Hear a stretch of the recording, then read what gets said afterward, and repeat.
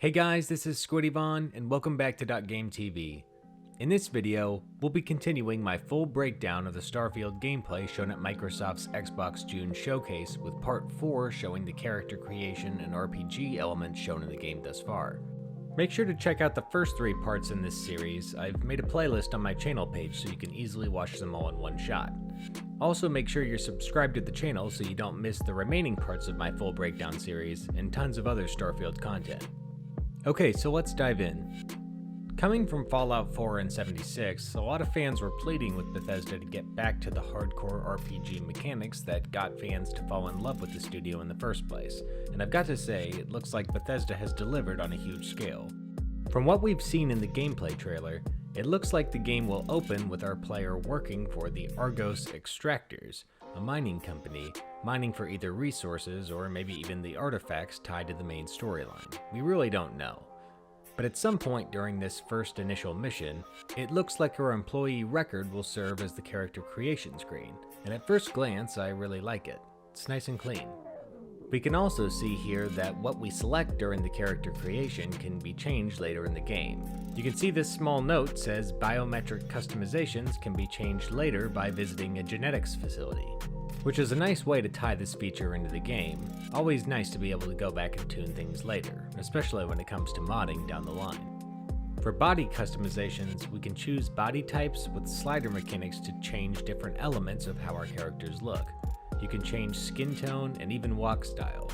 It looks like we also have the ability to toggle the hab suit, which seems like a feature made almost entirely for a very certain genre of modders. For face, we again have skin tone, head shapes, hair color, and eyes. Pretty standard stuff, but definitely the best looking we've seen in a Bethesda game for sure. It's a much more refined version of what we've seen in the past. Not groundbreaking from a tech perspective, but definitely good.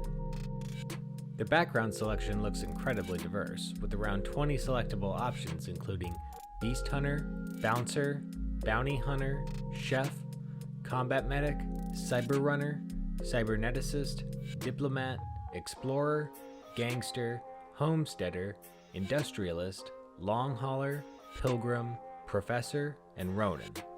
So each of these will have 3 starting skills that include bonuses, like these 3 for the chef background shown here. Gastronomy, which allows you to craft specialty food and drinks, Dueling, which increases melee weapon damage by 10%, and Wellness, which you immediately gain 30 points of health. The next one we get to see is Combat Medic, with starting skills of Pistol Certification, pistols do 10% more damage, Medicine, med packs heal 10% more, and Weightlifting, increased total carrying capacity by 10 kilograms, which, by the way, also confirms that carry capacity is a thing, and you will have to actively manage your inventory in this game. We also get a glimpse of Cyber Runner, with starting skills of, again, Pistol Certification, Security, you can attempt to hack advanced locks, 2 auto attempts can be banked, and Persuasion, gain an increased chance of success on speech challenges. Next we have Cyberneticist, with Medicine, med packs heal 10% more, Robotics, you deal 10% more damage to robots and turrets, and Lasers, laser weapons do 10% more damage. And lastly, we get to see Diplomat. We have, again, Persuasion, Diplomacy, you can force a target NPC at or below your level to stop fighting for a while, and Bargaining, buy items for 5% less and sell for 10% more. The backgrounds in Starfield look pretty cool overall, and I've definitely got my eye on Bounty Hunter and Diplomat. The backgrounds will affect dialogue interactions with NPCs, and I hope Bethesda finds even more ways to tie them into the gameplay, making each playthrough a more unique experience.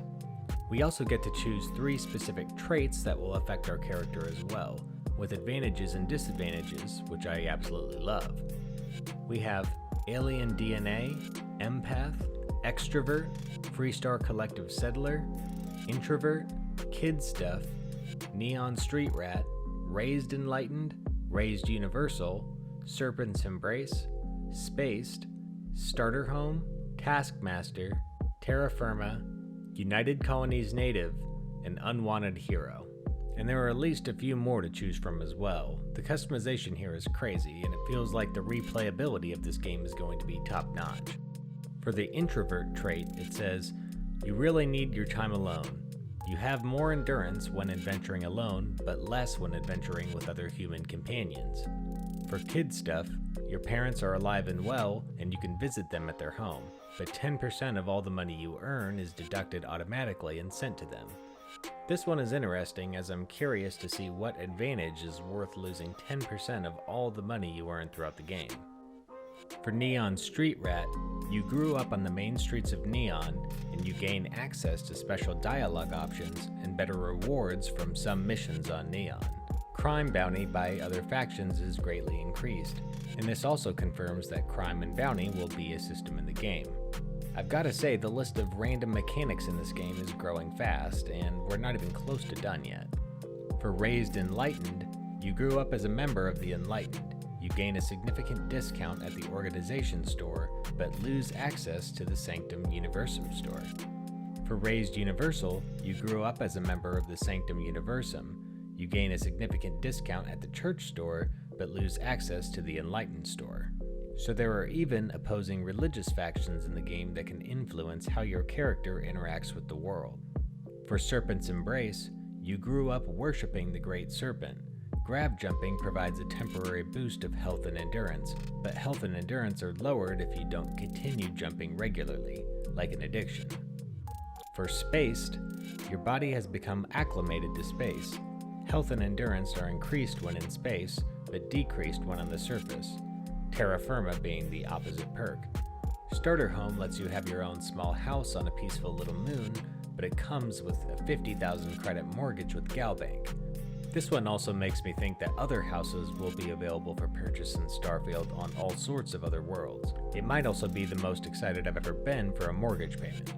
It's going to be really hard to pick from all these traits, but early on I'm loving Alien DNA, Introvert, and Unwanted Hero. Next we can see the Skills section, where we have skills sorted into Physical, Social, Combat, Science, and Tech. And we'll have skill points that we can earn and spend on these different skills. There are a huge amount of skills. If all these sections have similar numbers of skills, we're looking at around 80 in total. This game is going to be an absolute nightmare for completionists. You can unlock new skills as you level up, and then you rank those skills up by completing specific challenges related to those skills. Under Combat, we have skills like Marksmanship and Particle Beams, which we only get to see the names of. We also have Targeting, which has a challenge of kill 125 enemies without aiming, and an unlock of greatly increased accuracy and range when shooting without aiming. For Sniper certification, they are rank 0, so no challenges yet, but an initial unlock gives you a scoped weapons are steadier and have less sway. Then we have Rapid Reloading, which has a challenge of reload 150 empty magazines and an unlock of gain a chance to reload your weapon twice as fast as normal. For Heavy Weapons certification, we have a challenge of kill 250 enemies with a heavy weapon and an unlock of gain 30 damage resistance while aiming down sights with a heavy weapon. For Demolitions, we have kill 125 enemies with explosives, with an unlock of explosives do 30% more damage and have a 30% larger radius. And finally, Ballistics. Kill 250 enemies with a ballistic weapon gets you ballistic weapons range is increased by 30%. All of these challenges will be slightly different depending on what rank you are trying to achieve within the skill. So between our character's creation, background story, traits, and a ridiculously large skill tree, it seems like Bethesda may have created one of their most replayable games of all time. There are just so many possibilities: parents, mortgages, bounty hunting, gangsters, chefs. Definitely let me know in the comments what backgrounds and traits you guys are planning for your first builds in Starfield. I am beyond excited for this. Like, I'm already ready to make a second and third character, and this game won't even release for another half year. So that about does it for the character creation and RPG elements in Starfield that we've seen so far. Make sure to stay tuned for part 5 of my full breakdown, where I'll talk about outpost and spaceship building. There was a ton more to talk about with this game, and I hope you guys are enjoying these breakdowns as much as I am. Hit the thumbs up if you enjoyed the video, and I'll be back again soon with another Starfield video. This is SquiddyVon, and this is .GameTV.